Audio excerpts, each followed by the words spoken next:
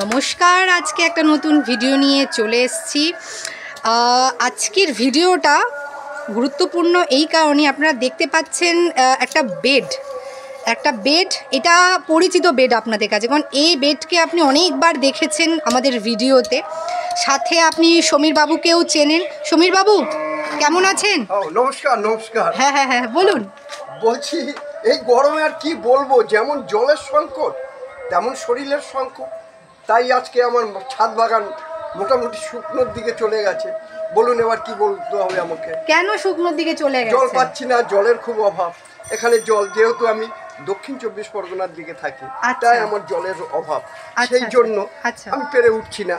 তারপরে শরীর বয়স্ত হয়েছে, করি শখে করে করছি, কিন্তু জিনিসপত্র বাড়ির কাজেও লাগে, খেতেও ভালোবাসি, একে ওকে দিতেও ভালোবাসি। চলছে এইভাবেই চলছে। এইবার এত ফাঁকা দেখছি কেন? গড়ের মাঠ কেন? পুরো কিচ্ছু নেই?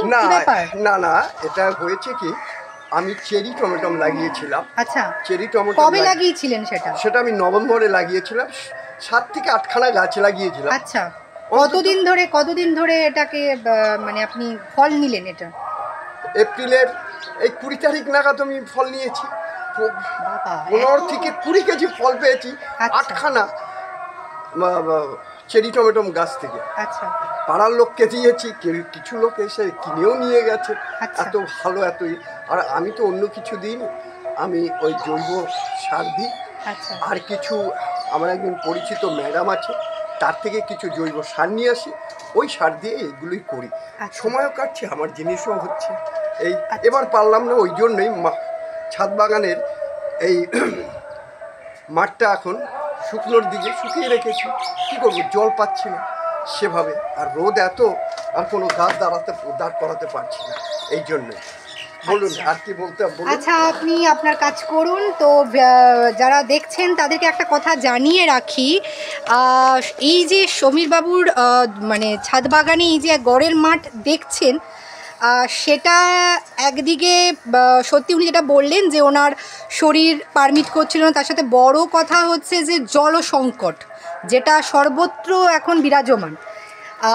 আপনারা সোশ্যাল মিডিয়ায়, ইউটিউব চ্যানেলে দেখতে পাচ্ছেন, ফেসবুকে, যে অনেকে বলছে তাদের প্রচুর ফল গাছ, ফুল গাছ নাকি মরে যাচ্ছে।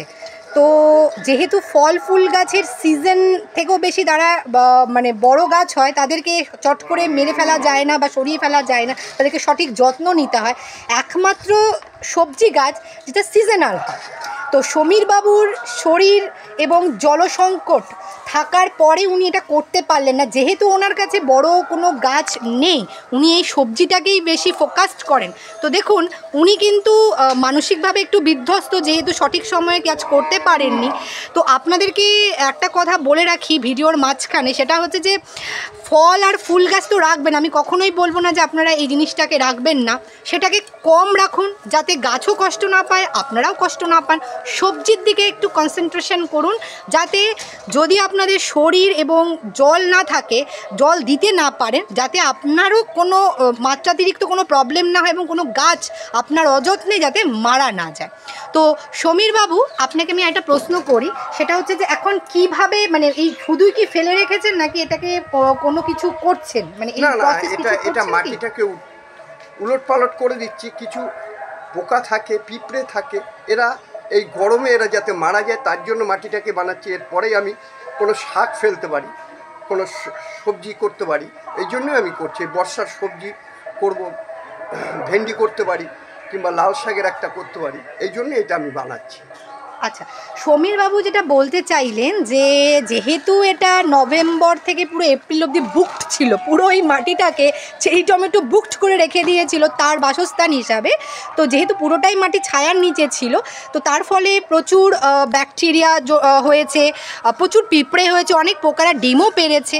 তো দেখুন, আমরা জৈবতে কাউকে মারতে চাই না, যেটা করতে হচ্ছে, তো উনি কোনো রকম কোনো বিষাক্ত কিছু অ্যাপ্লাই করেন না, এটা আমাদের চোখের দেখা।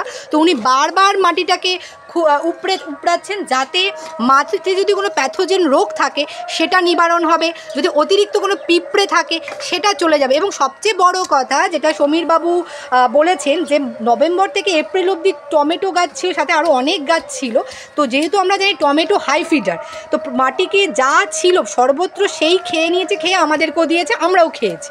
তো এখন মাটিকে আপনাকে উজ্জীবিত করতে হবে। তার জন্য আপনি কী করছেন সমীরবাবু মাটিকে উজ্জীবিত করার জন্য? কি দিচ্ছেন মাটিতে এখন? মাটিতে এখন কিছু সেভাবে দেব না, এই বর্ষাটা একটু পড়লে জুন মাসে আমি গোবর দিয়ে দেবো, পচা গোবর। এখন কি করছেন? মানে এখন মাটিটাকে আমি উর্বর করছি, পোকা মাকড় যাতে। কিভাবে উর্বর করছেন? মানে মাটির তলা থেকে কিছু দিচ্ছেন? নিচের মাটি তুলে কিছু গোবর শস্য খাল ঢুকিয়ে দিচ্ছি, আর পোকামাকড়গুলো যাতে বেরিয়ে যায় এখান থেকে। আপনার এই নিচে আমি দেখলাম যে আপনার অনেক পাতা পচা সার আছে, এগুলো কি দিচ্ছেন নাকি?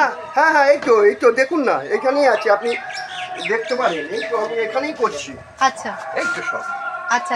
এইসব পাতা নিচে আমি দেখলাম কিছু, আস্তে আস্তে বাড়িতে দেখলাম কিছু আপনি পাতা শুকাচ্ছেন, সেগুলো কি নিচে রেখেছি, ওগুলো তুলে এনে আবার দিয়ে দেবো এতে। আচ্ছা। এই তো এইগুলোই দিয়ে থাকি। আচ্ছা। তো পাতা পচা সব এখানেই রয়েছে। আচ্ছা, তো আপনারা যেটা দেখতে পেলেন যে উনি যেটা করছেন, প্রথমেই বললাম যে মাটিটাকে বারবার ওলটপালট করছেন, যেহেতু এখন জলসংকট, উনি জল দিতে পারছেন না, আর তার সাথে মাটিটাকে উজ্জীবিত করছেন বিভিন্ন রকম জিনিস দিয়ে। তো এইটাও একটা মেসেজ দেওয়া আপনাদের কাছে। অনেকেই আমি ফেসবুক, ইউটিউব, ইনস্টাগ্রামে দেখছি গাছ দিয়ে দুঃখ প্রকাশ করছে যে বড় বড় গাছ জলসংকটে মারা যাচ্ছে। তো গাছকেও কষ্ট দেবেন না, নিজের আত্মাকেও কষ্ট না দিয়ে সিজনাল কিছু সবজির দিকে যান, জৈবভাবে করুন, পরিবারকেও সুস্থ রাখুন, গাছকেও সুস্থ রাখুন, আপনারাও সুস্থ থাকুন মানসিকভাবে, শারীরিকভাবে। আবার পরবর্তীকালে সমীরবাবু কি করবেন আমরা নিয়ে আসব, এবং সমীরবাবুর সাথে আমরা আপনাদেরকে যে টিপসগুলো দিচ্ছি আশা করি বুঝতে পারছেন।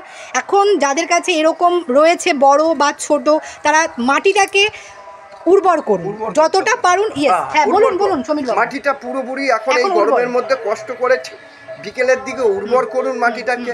কিছু গোবর সার, শুকনো গোবর সার, পাতা পচা, এগুলো দিয়ে রাখুন। বর্ষা জুনের পরেই পড়বে, নানান রকম পোকামাকড় ওরা সরে যাবে বর্ষার জলে, আর নতুন করে আবার আপনি সবজির যে কোনো চাষ করতে পারেন। তো সমীরবাবু, আমি আপনাকে আরেকটা কথা বলবো, যেটা আপনি আগের করেছিলেন, তাও আমি আরেকবার বলবো যে আপনি কিন্তু মালচিংটা কিন্তু ভুলে যাবেন না, কারণ আপনি প্রত্যেকবার মালচিং করেন আমি জানি, আপনি মালচিংটা ভুলবেন না।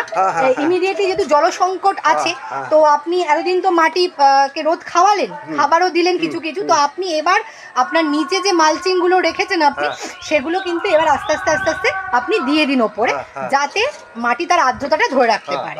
আপনি ভালো থাকবেন সমীরবাবু, ঠিক আছে? একদম। তো কেমিক্যাল সারটা ব্যবহার করবেন না, একদম। তো আপনারা ভালো থাকুন, ঠিক আছে? আশা করি বুঝতে পেরেছেন কেন এই ভিডিওটা করেছি আপনাদের কাছে। নমস্কার।